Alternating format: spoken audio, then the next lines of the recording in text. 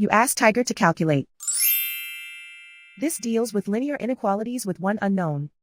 The final result is v greater than -3. Let's solve it step by step. Group all constants on the right side of the inequality. Add 3 to both sides.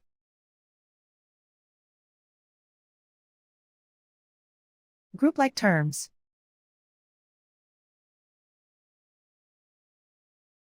Simplify the arithmetic.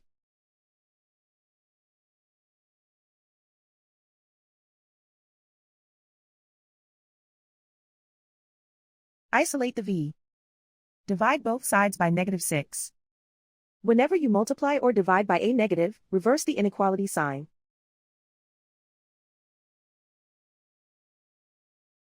Cancel out the negatives.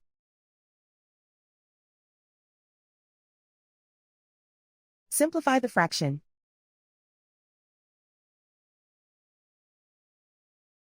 Move the negative sign from the denominator to the numerator.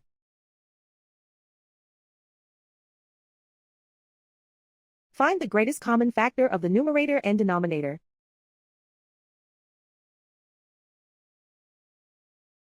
Factor out and cancel the greatest common factor.